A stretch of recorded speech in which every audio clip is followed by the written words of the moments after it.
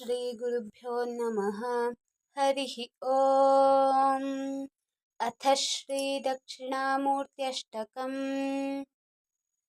विश्वं दर्पणदृश्यमाननगरीतुल्यं निजान्तर्गतं पश्यन्नात्मनि मायया बहिरिवोद्भूतं यथा निद्रया। यः साक्षात् कुरुते प्रबोधसमयेत स्वात्मानमेवाद्वयम्। तस्मै श्रीगुरुमूर्तये नमः। इदं श्रीदक्षिणामूर्तये। बीजस्यान्तरिवाङ्कुरो जगदिदं प्राङ्निर्विकल्पं पुनः मायाकल्पितदेशकालकलना वैचित्र्यचित्रीकृतम्। मायावीव विजृम्भयत्यपि महायोगीव यस्वेच्छया।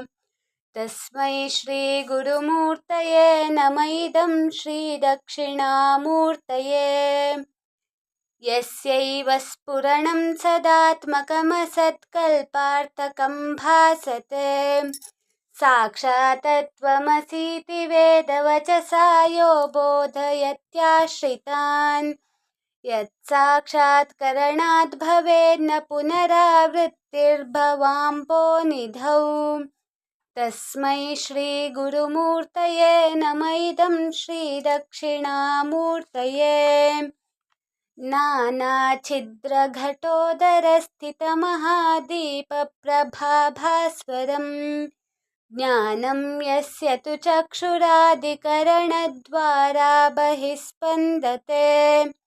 जानामीति तमेव भान्तमनुभात्येतत् समस्तं जगत्। तस्मै श्रीगुरुमूर्तये नमः। इदं श्रीदक्षिणामूर्तये। देहं प्राणमपीन्द्रियाण्यपि चलां बुद्धिं च शून्यं विदुः। स्त्रीबालान्धजडोपमास्वहमिति भ्रान्ता भृशं वादिनः। मायाशक्तिविलासकल्पितमहाव्यामोहसंहारिणे। तस्मै श्रीगुरुमूर्तये नमः। इदं श्रीदक्षिणामूर्तये। राहुग्रस्तदिवाकरेन्दुसदृशो मायासमाच्छादनात् सन्मात्रः करणोपसंहरणतो यो भूत्सुषुप्तः पुमान्। प्राग्रस्वाप्समिति प्रबोधसमये यः प्रत्यभिज्ञायते। तस्मै श्रीगुरुमूर्तये नमः। इदं श्रीदक्षिणामूर्तये।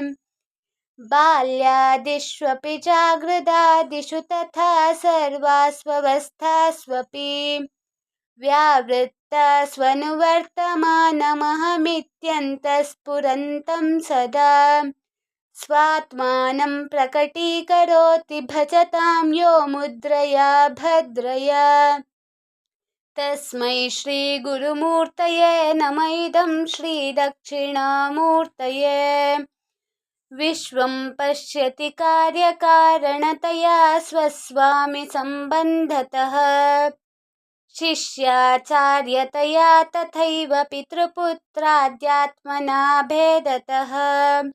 स्वप्ने जागृति वा य एष पुरुषो माया परिभ्रामितः।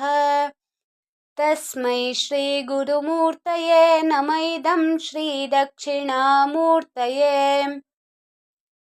भूरम्भास्य नलो नीलोऽम्बरमहर्नार्थो हिमांशुः पुमान् इत्याभाति चराचरात्मकमिदं यस्यैव मूर्त्यष्टकम्। नान्यत् किञ्चन विद्यते विमृशतां यस्मात् परस्माद्विभोः। तस्मै श्रीगुरुमूर्तये नमः। इदं श्रीदक्षिणामूर्तये।